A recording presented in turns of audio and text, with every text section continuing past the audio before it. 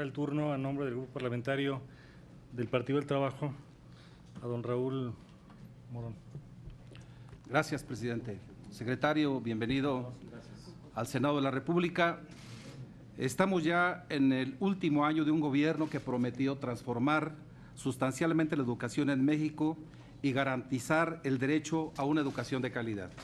A pesar de que muchos mexicanos no estuvimos de acuerdo con que el objetivo principal fuera la calidad y, ¿por qué no, por ejemplo, la equidad, la igualdad o la justicia, que significan que ningún mexicano tuviera obstáculos para acceder a la educación obligatoria y así comenzar a romper con el determinismo entre situación socioeconómica de los estudiantes y la brecha educativa?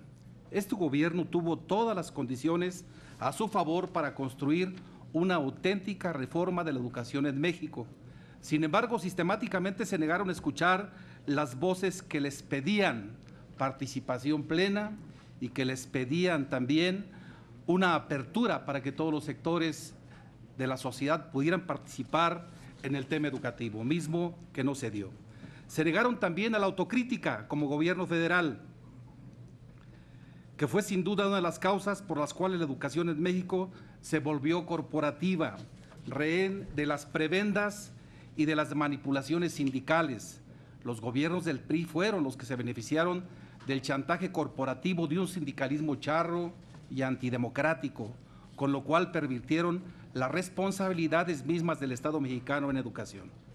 La reforma educativa, la más importante para este gobierno, ante las dificultades de todas las demás, no ha conseguido ni el respaldo social ni el apoyo de los mismos actores del sistema educativo nacional como para asegurar su viabilidad en el futuro. El reto fundamental es la implementación, mismo que a juicio de muchos no está garantizado.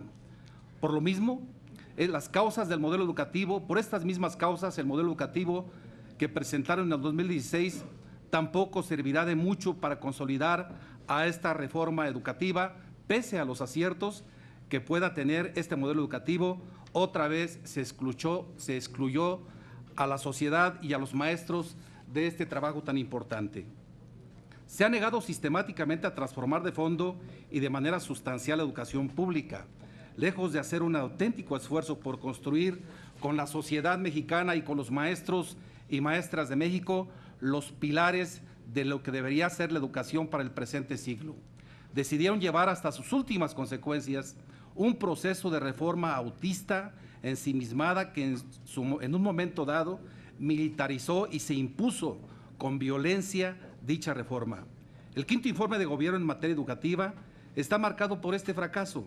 Siguen sin resolverse los grandes problemas: rezago educativo, desigualdad e inequidad en el proceso de la educación, el acceso a la educación, infraestructura insuficiente, educación no inclusiva, niñas y niños que deberían estar en aulas y que no lo están.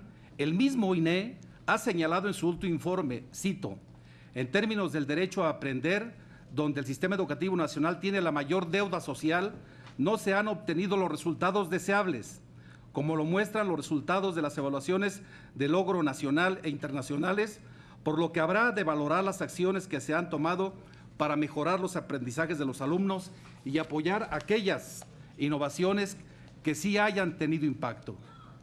El nivel socioeconómico sigue determinando la calidad del aprendizaje. No se ha podido romper el círculo vicioso entre marginación socioeconómica y brecha educativa.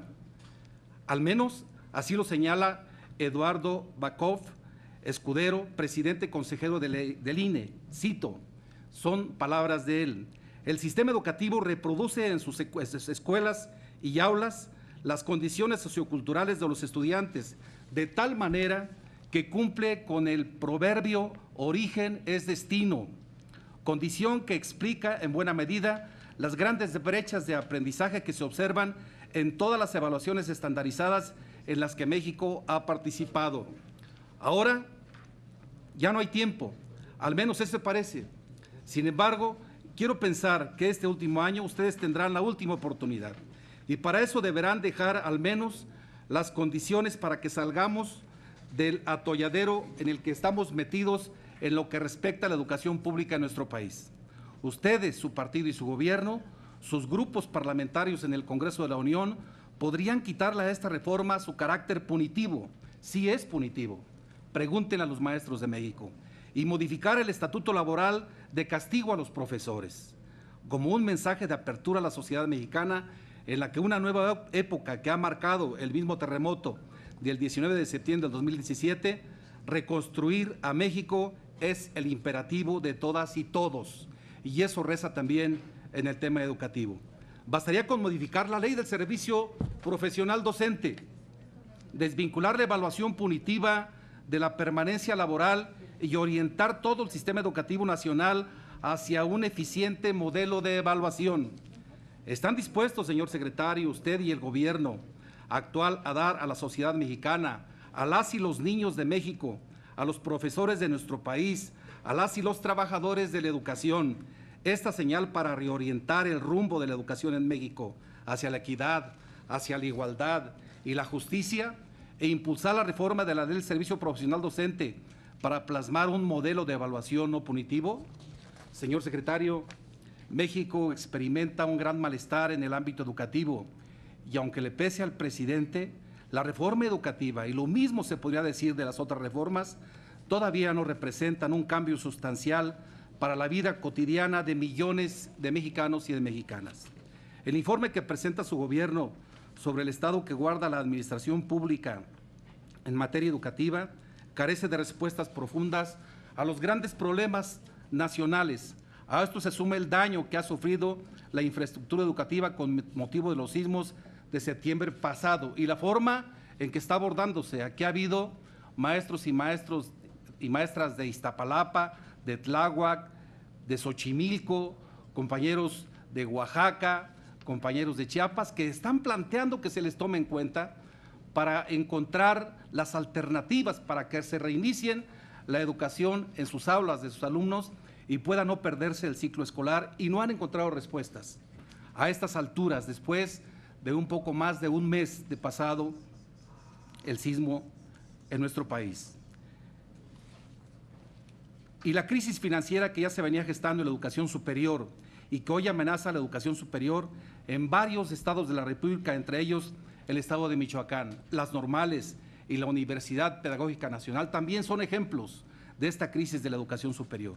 Se necesita un rescate económico de las universidades públicas estatales de educación superior, pero eso tampoco lo hará esta administración que ha dejado morir a nuestras universidades en nombre de una educación superior que tiende a lo privado, que es excluyente, que es elitista y que ha abandonado su carácter humanista, que era el principal objetivo que tenía la educación superior en el siglo XX y que ahora se ha perdido en aras del capital.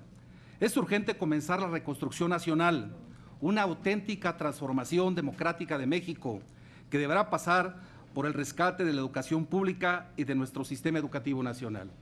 Aquí estuvimos en la comparecencia del secretario de Salud y el panorama que nos pintan, señor secretario, es un panorama como si el problema estuviera resuelto.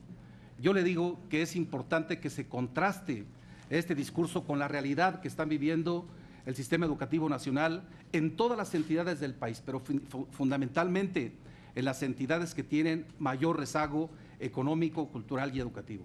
Por su atención, muchas gracias.